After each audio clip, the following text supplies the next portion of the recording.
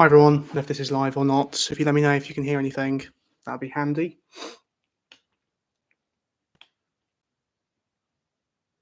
Is this working?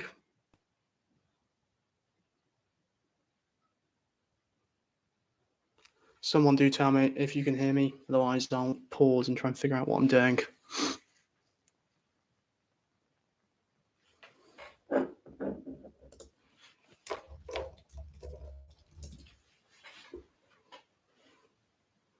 Okay, right. I'll give it a minute or so for the people to join. I'm going to go through some 10-mark planning in this video.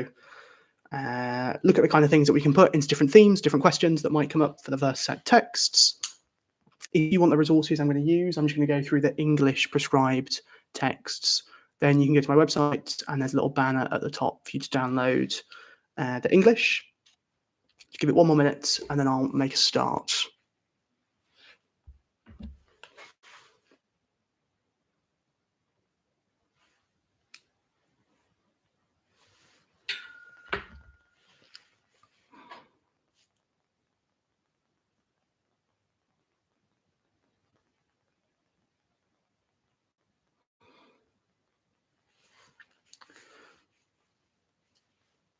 All right, let's just crack on. So if you need any style stuff, have a look at my videos. I've got them for all of Bauks and Philemon, or there's some stuff in their revision folder that I've shared with my class for Catullus. There's the Zigzag, which has loads of style stuff in there for those two poems. Let's take a look at some 10 markers. Now remember, 10 markers could either be a comparison of the two texts, so comparing Baucis and Philemon with the Catullus poems, or you could get a 10 marker based just on one of them. I don't really think there's enough to say about the poems by themselves, so I would presume it's only going to be about Baucis and Philemon. And I think that given you had a 10 marker based just on Messalina for the prose, I reckon this time it's probably going to be a kind of comparison, but I could be wrong. They could just give you one on Baucis and Philemon. So let's take a think about the themes that might come up that we could do for comparison, and then we'll look at some texts. So I've planned out 5 different questions that should really cover everything and could show you the kinds of things we're picking out for the 10 markers. Now remember, I think you want to make about 10 really short, easy points if you can. This is the easiest bit of the exam because all you're doing is showing that you know what happens in the stories. Okay, you don't need to talk about any Latin, none of the style stuff. This is literally just what happens in the story. What's the content of it? So make 10 really simple, not sophisticated points, and you can get all 10 marks. If they tick your paper 10 times, they're going to give you 10 out of 10. So let's start off then with wherever I am. There we go. Hopefully you can see that in enough detail. This is a general question that comes up sometimes where they just ask you, how do the authors you have studied make their texts interesting? Which is quite easy, right? Because you can just go through and pick out loads of different stuff and think about what is it that's interesting about these stories. So I'm going to go through and I'm going to highlight the bits that I'm going to talk about if I were to have this as a 10 marker. Now remember, you don't need to directly quote any of this. So I don't want to have to say, in inverted commas, Jupiter came here in human form and with his father, etc. I just need to say Jupiter came as a human or something. It's just a close reference to the text so that I show in as much detail as possible I know what's going on. And I want to think as well, have I got bits from the beginning of the stories, from the ends of the stories? Have I got stuff from both Ovid and Catullus, if it's a comparison, right? So the Catullus, these two poems. So what are the kinds of things we can start to pick out? Now, if you've got any ideas, you can put them in the chat as well, and we can highlight them. Otherwise, I'll just go through myself. So I suppose, let me get my notes here. Well, right at the beginning then, Ovid starts the story with some mystery and some movement, right? Because the gods arrive in disguise, don't they? Right? Jupiter comes in human form, and who else? Mercury comes having set aside his wings. Now, why is this interesting? Well, it draws our interest in immediately because we're met with divine figures behaving like humans, which isn't really normal. That's all I want to say for my first points. Okay. What else happens? I can come down. I can say stuff about, let me find where I am.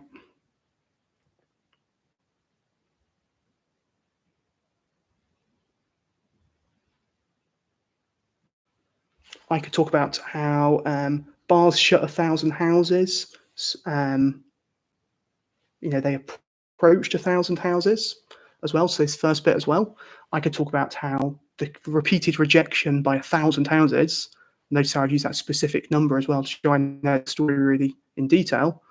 It creates some suspense and some contrast, right? It highlights the unique virtue of Baucis and Philemon because they are the one that receive them.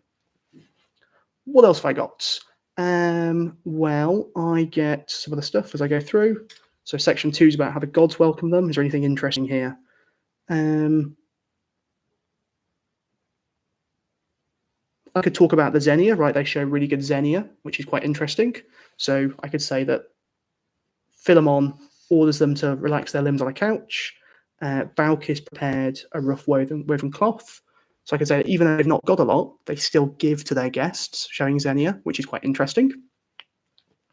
I could say some other stuff. So I've got bits down here.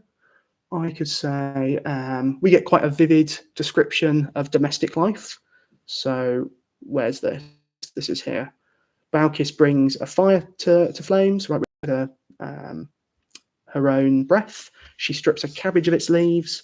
Her husband gathers that cabbage from a well-watered garden. So having a domestic image of sort of everyday life adds some realism and a bit of charm to the couple's life. What else have I got? Section 3, anything here? Arrangements are made for the unexpected guests. I could say, don't know about that one. I'm just going to skip that and come to this one. Section 4, the gods perform a miracle. Well, this is a really good one, right? We get the wine bowl refilling by itself and the wine increasing by itself. This is quite interesting, right? Because it's a miracle. I suppose Ovid shifts the tone and introduces this divine power, which catches us off guard. We've been told that they're acting like humans up here, and then in front of Baucis and Philemon, we get this cool divine act. So it's quite interesting. So let's just recap what I've said so far. I've got the bit about them coming in human form, okay, unexpected, or adding some suspense. I've got the fact that they're rejected by 1,000 houses and only one accepts them, which highlights the unique virtue of Baucis and Philemon. I've got the good Xenia displayed, which shows that they are respectful of their their guests. A nice detail of the domestic scene. I've got about the miracle that happens. That's quite interesting. What else? Where's the goose bit? That's a good bit. There's just one goose guarding a very small house. Okay. The fact that they've only got one goose and then they have to chase it around the house because they're so slow and it's so quick with its wings is quite interesting because it's kind of comical, isn't it? You get this idea of this old couple trying to chase a goose around the house. So that makes it interesting. The comic relief and the sort of human moments is quite fun. What else is good? The house of Baucis and Philemon turned into a temple. So yeah, I get a lengthy description of this other divine act, and I can make some specific references. I can say that columns replace poles, the thatch becomes yellow, a golden roof is seen, doors engraved, earth covered with marble. That's all really interesting because we get this transformation of the house in a sort of visually rich reward for their good behaviour.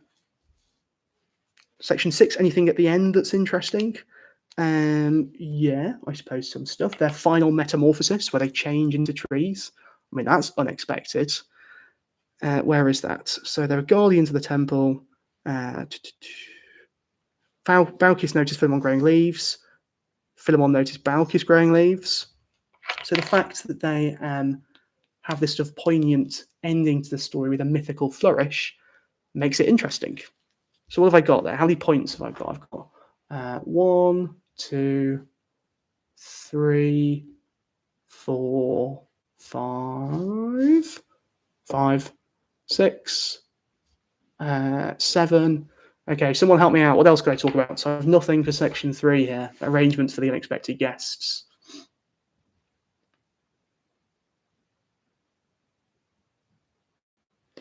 Well, maybe I could add to that Xenia point that I had before. So yeah, they set up their home, but their Xenia doesn't stop just there.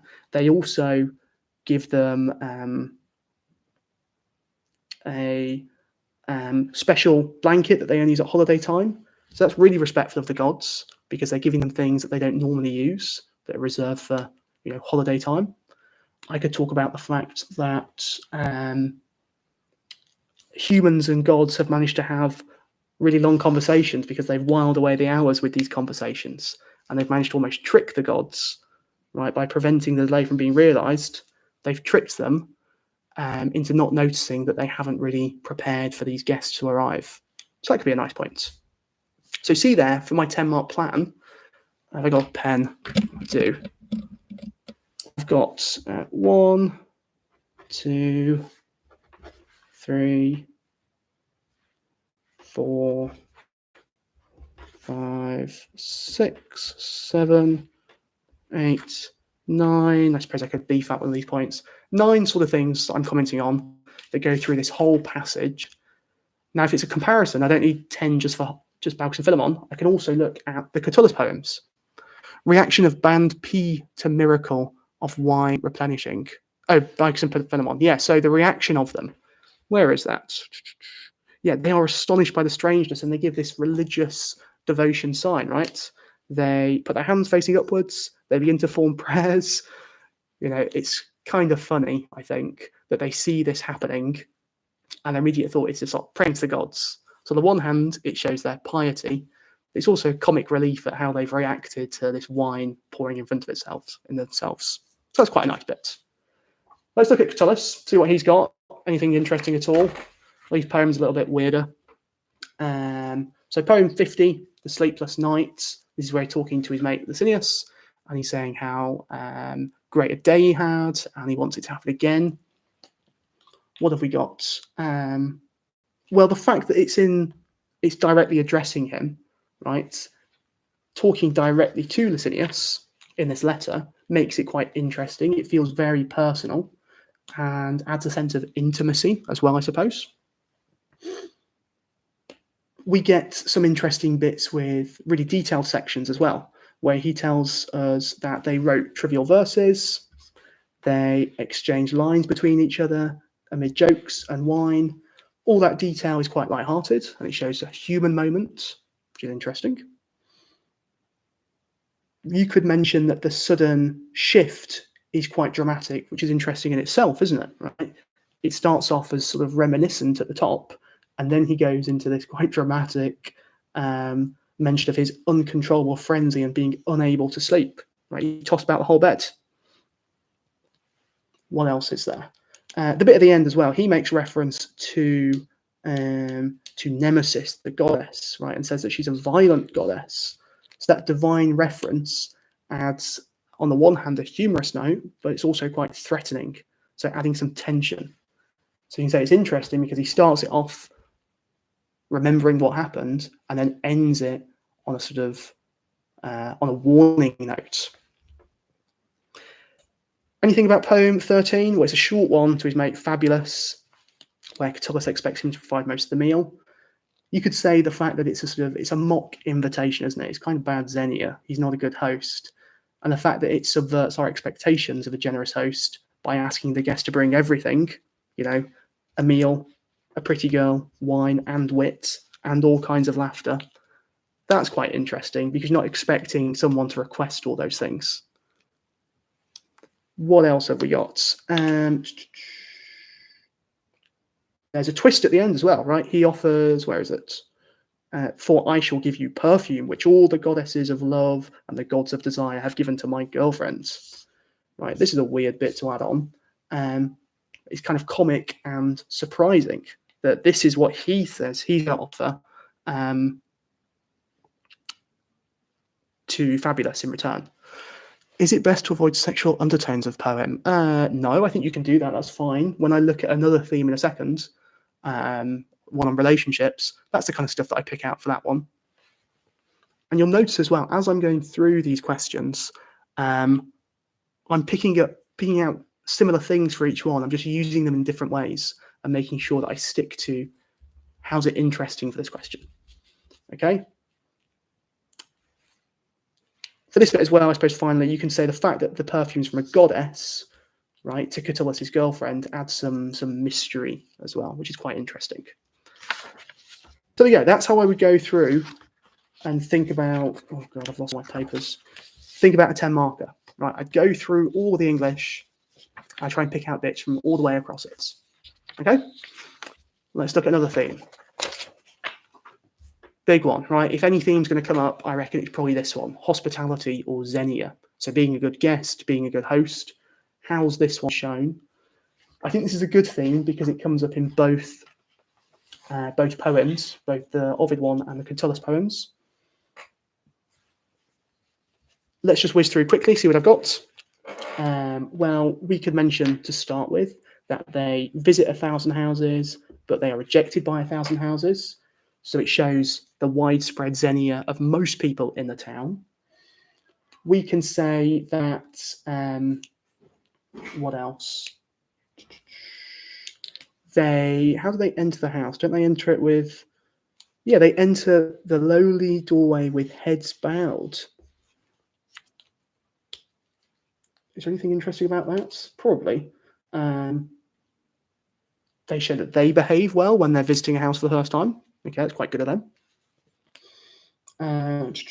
What other bits could I talk about? Well, all this stuff about the things that they give them. Again, try and use specific details. Baucis even gives her breath to try and look after the guest, doesn't she? She rouses yesterday's fires and brings forth flames with the breath of an old woman. So even though that she's old, she tries to give the most important thing to her own breath. So she's a good host. The bit about the goose, right? Again, they're good hosts because they give, well, what do they give? They give, I don't know. They give what little they have to their hosts. Okay, so that's something nice. You can say that the gods are good guests because they forbid Baucis and Philemon from killing the only thing that they've got, right? They forbade for it to be killed. So that shows that the gods are recognizing good Xenia and they reward it.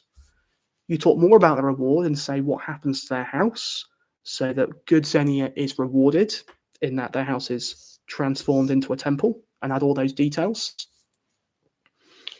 And you can say that Baucis and Philemon are a good contrast to the villagers, right? Bad Xenia is punished. They get swamped, don't they? They get submerged by a swamp, by a marsh for their bad Xenia. But Baucis and Philemon, however, at the end, they get a reward. They get transformed into trees, okay, and guardians of the temple. So I've got loads of things in there that I can talk about for Xenia. This is packed with Xenia, all right? Being a good host, being a good guest, that sort of stuff. On the flip side then, when we look at, wherever it is, Otium by Catullus, how do we use this to talk about Xenia? Well, poem 13, well, let's start with 50. Is there much Xenia in this one? Oh, that's a good point, actually. Well, there's a reference to Xenia. The fact that they had a good time shows that whoever's hosting it must have been a good host, and the guests must have been good, right? Because they share all these things and they laughed about them and shared jokes. But again, I'm not really sure if there's much you can say about that.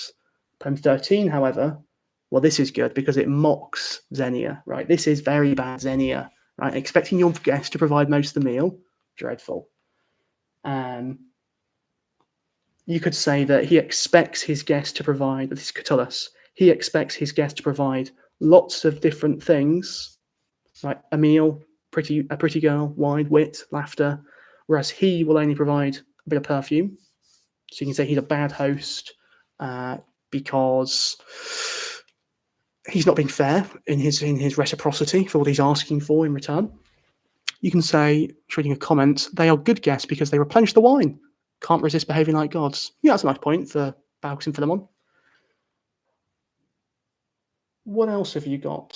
Well, you could say, actually, that maybe he is good, right? Because this gift that he offers, right, the wine, not the wine, the perfume, maybe that's more valuable than all these things together, right? He offers something that the goddesses and the gods of desire have given to his girlfriend. Okay, so there are different forms of gifts that you can offer. You could talk about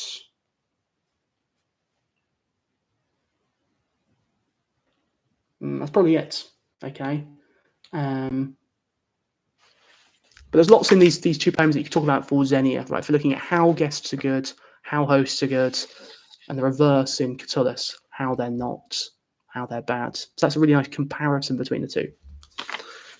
Okay, that's that one done. Let's take a look at relationships, right? The different kinds of relationships that happen. Well, we get a couple of relationships, different kinds of relationships in Baucis and Philemon. The biggie, right, is those two themselves, but we also get the one between Jupiter and Mercury. So we can start off by saying Baucis and Philemon are shown as a long married couple, right? They had been united in their young years in that cottage. They grew old, so they spent a lot of time together, which is a nice relationship, isn't it? It shows a deep respect and affection for each other. You could talk about how they share everything equally, right? Their home, their duties, their faith. There's a bit, I can't remember where it is, but it says they are both the lords of the house. If anyone spots that, I'll give you a bonus point. You could talk about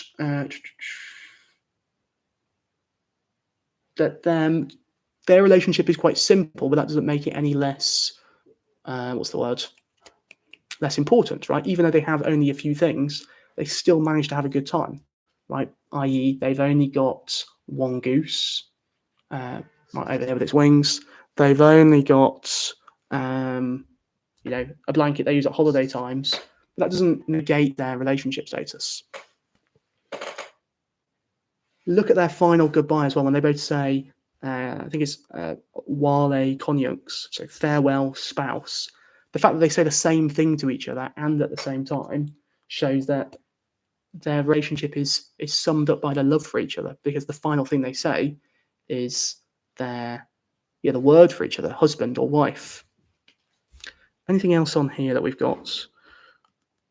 You can talk about how their relationship is shown as being quite deep and affectionate, because the thing that Philemon asks for is never to see the grave of his wife or be buried by her. He can't long, or he can't even imagine not being with her.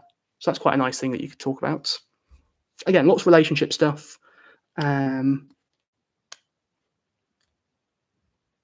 fact that the gods recognize them as well. They are a good pairing. He's an honest old man. She's a woman worthy of an honest husband. Even the gods recognize that they're a good match for each other. Okay? Let's take a gander at Otium by Catullus. What kind of relationship stuff do we get here? Well, this is a more intense relationship, isn't it? If this is a sort of dutiful, loving one over many, many years, this is one filled with intensity and passion. Okay, we don't really know what the relationship is between them, whether they're friends or maybe something more. Okay, but it comes through that there's a lot of passion going on. This friendship that might be between them, right? You could say that Catullus is fired by his mates' charm and witticisms. So it's not always, physical things that have to make you a strong relationship between other people. It can be their personalities, right? How they act.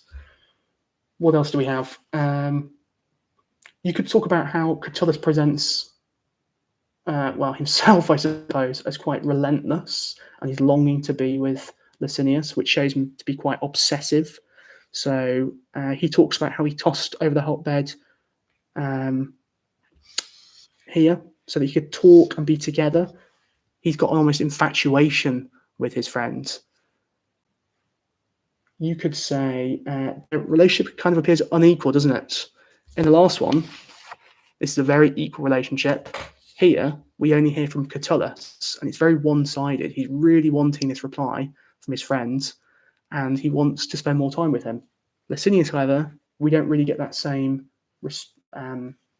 view from him, right? Which I suppose makes Catullus kind of vulnerable, doesn't it? Poor guy. He asks his mate to perceive his pain, and if he's in pain, that suggests that it's only him feeling this, not his friend.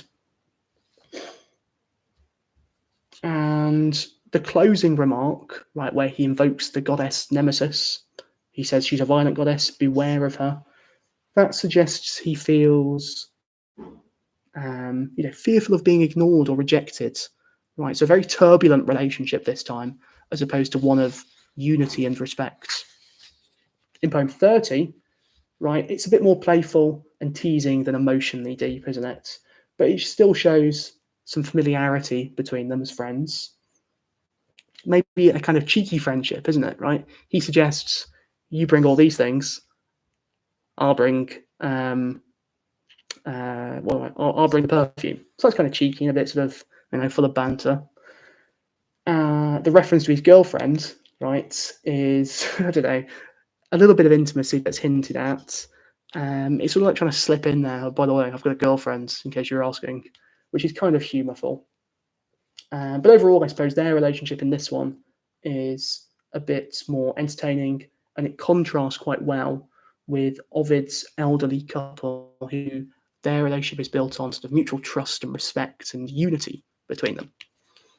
Okay, so that was number 3. Got 2 more to do very quickly. I'm going to try and whiz through them. If anyone has any questions about any of this, do put it in the chats. Right, religion. Okay, how do the texts show religion? Well, where's my page? Well, it shows us some different gods, right? Ovid shows us Jupiter and Mercury, really descendant of Atlas, disguised as a human, setting his wings aside. So it shows that the gods like to test the piety of mortals, and that sets up the moral framework from the outset. Religion, how else? It shows that mortals often fail the tests of the divine, right? The ones who shut their houses, the 1,000, bars shut 1,000 houses, ultimately, because they've failed, they get punished, don't they? They get swamped. What else? Baucis and Philemon show good respect to the gods even before they know that they're gods, right? While they're still in disguise. Okay. So where is it? They give that good Xenia down here. Use some details again. Their final wish down here, that's a religious wish, isn't it? Right? They ask to be priests and to guard your shrine. Right? It's interesting that that's the wish that they have, not, can I have £1 million? Can we guard your temple? What else? That the gods sometimes perform miracles in front of mortals, right? The wine refilling by itself, and obviously they're amazed by it, which shows this doesn't happen very often. Okay. Then, of course, you've also got their transformation into a tree. So we could say that the religion shown by the gods rewarding mortals who respect them or who show them good Xenia, because Baucis and Philemon get turned into a tree, so they get to live together forever. Isn't that nice? There we go. I think that's probably everything. There's probably a little bit you can talk about. There you go. You can talk about how they ask to guard the shrine, but also the fact that their house gets turned into something religious, right? Talk about all those details there. Show off that you know this story really well. In Catullus, then, these 2 poems, what have we got? Well, poem 50, I suppose, is largely focused on personal emotion, but it does have that reference to the goddess Nemesis. Okay, so if we're trying to compare the 2 texts, maybe we could say that the gods in Ovid, right, in Baucis and Philemon, are shown to both reward and punish. The only reference here is a fleeting comment to Nemesis that tells us she's a violent goddess, beware of offending her. There's no reference at all to her, rewarding Licinius for applying to Catullus, unlike in Baucis and Philemon, right, where the gods Jupiter and Mercury do reward their pious worshippers, I suppose. Now, you might want to talk about why this is. Maybe the shift to this threat is because Catullus feels that ignoring him would bring divine punishment, and he thinks that threat would, convince his mate to reply. Poem 13, then, the invitation to his mate Fabulous. Again, we get some fleeting references to unnamed goddesses of love and desire.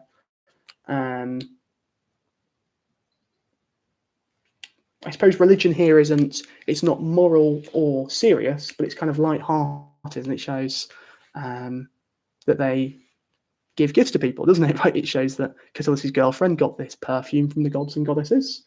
Okay, so it's a bit more light-hearted. I think that's probably it. I don't know what else I could talk about for that one. When referring to characters, particularly Baucis and Philemon, do full names have to be used? Just thinking of timing. I would try and use full names. Yeah. Rather than putting B and P, I think. B and P sounds dreadful. Baucis and Philemon, I think, is probably easier to do. Yeah. Again, these aren't really sophisticated points that I'm trying to write. What I might do just for timing, I'm going to skip the last one I had, which was emotion, because it's kind of the same stuff that comes up in loads of them. Instead, what I'll do for the last little bit is just show you an example of a 10 marker that I've written out in full, so you can see just how detailed my points are and the kinds of things I look at. So if you think back to that first one that we planned about how do the authors make the texts interesting, I've written it up in full, and you can see then that I've got really short points. This is not detailed at all. They're not particularly philosophical or thought-provoking points. They're really simple, but they show off that I know the story in a lot of detail. Right, so what have I got? I've got 1, 2, 3, 4, 5, 6, 7, 8, 9, 10. Right, so immediately I can see there must be 10 things here. And I've tried to be really specific. So Ovid makes the beginning of Baucis and Philemon interesting by introducing Jupiter, Mercury into skies. Got some detail. Mercury hides his wings, and the gods behave like mortals. I could maybe say they're disguised as mortals, which creates mystery and makes the reader wonder what they're planning. Right, question here. Do OCR have to use 2 texts in a 10 marker? No, they don't. Right, like in the prose, could just be on Messalina. So this one could just be on Baucis and Philemon. There's no way of knowing, really. I would plan or be prepared to do both. Okay, probably easier if it's on 2. Bit harder just talking about 1. But that's what it is, I suppose. Let's look at that second point. So I put Ovid builds suspense through repetition. The gods are turned away from 1,000 houses. There's some detail, which creates a sense of injustice, anticipation. Who, if anyone, will treat them properly? So some nice explanation of why that makes it interesting, and really focus on that word interesting. I could even try and be a bit mechanical and say which makes it interesting. This is not a particularly high-level university-style essay. Okay. The simple setting of the old couple's cottage adds charm. Ovid includes details and specific descriptions of everyday tasks, like cutting pork from a beam. So what most people will do, and where they'll lose marks, is they won't include this detail in the middle. Right? They will just say, Ovid includes details and specific descriptions, which makes the world feel real and relatable. Well, any lemon could say that. We're trying to show off that we know the text really well and in loads of detail. Okay. Possible question. How is hospitality shown in the text you've studied? Exactly. Yeah, and I think that's one of the ones we planned, isn't it? Have I got it here? Sorry, I've got about 1 million papers here. Maybe not. I think we planned a similar one to that. Okay, I'm not going to read through all of this. I'll leave it there if you want to take a picture or a screenshot or whatever, or this will get uploaded straight away. But that's my takeaway points. Try and use specific details where you can to show that you've read this story, you know exactly what happens in it. Just to finish off with then, here you can see I've also made reference to Catullus. When it says how do they make the text interesting, I'm not necessarily comparing them and saying, well, Ovid makes it interesting in this way, which Catullus doesn't do, but he does this, and they both do that. I'm making just very isolated points, which is fine. Okay, I say Catullus makes poem 50 interesting by starting with a personal and relaxed tone. He describes a day spent writing poetry, joking, drinking with a friend, which feels vivid and intimate. Again, really simple point, but it answers that question, doesn't it? So I'll leave that there. I'm probably going to finish up there, just so I've got some other stuff to do for the A-level class tonight. If you've got any other questions about this, you can type them in now. I'll give it a few minutes before I leave. I would say the best thing that you can do tonight, though, is to have a look at maybe a couple of style videos, just to think what are the kinds of things I can pick up on. And remember, for verse, it's really good because you can comment on words at the beginning of a line and the end of a line, and usually they're quite interesting. After you've done that, I would make sure you've read through the English a couple of times and you know the story really well in detail. Okay. If you want the English versions of it, you can go to my websites. They're all on there. Download them, have a look. If you do verse lit A only, do you need to know any Catullus? I think this is verse lit A. I think we do verse A, prose B. Yeah, you should always study two texts. So for prose B, we did Messalina and Avunculus Maius. For verse A, you should have done Baucis and Philemon and the Catullus poems, right? They might be called Otium, so you might not know them as the Catullus poems. But yeah, you should have done both. Any other cues that I can answer? Let me know how my microphone quality is. I've had a real setup upgrade over the last few days.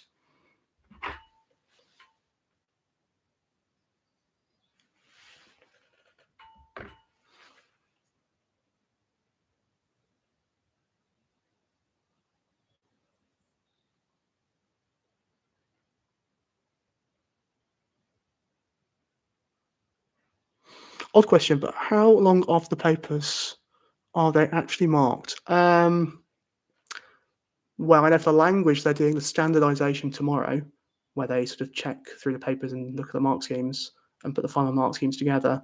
And then they're probably marked pretty soon after that. Yeah. So a couple of weeks.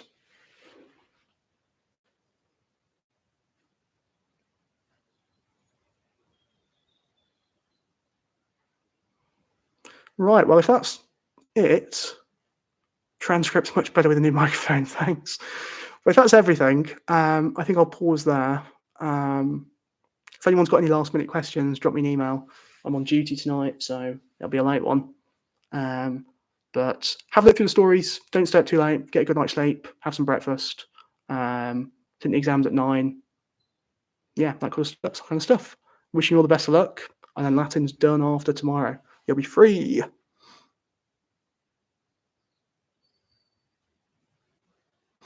Oh, I have another question here. Hello, sir. I'm scared of the chat feature. For Catullus, do you get just one of them or both? Good question. Think of it like sections, okay? So think of it like this is one section, like you get in Baucis and Philemon. This is the second section. This is the third section, okay? In the 10 marker, obviously you won't get the text themselves, so you'll just have to make references to them off the top of your head from what you remember. But in a translation, yeah, you could get a section of this, or you get that section, or maybe this section. Hope that answers your question. Sorry for embarrassing you by reading that email out.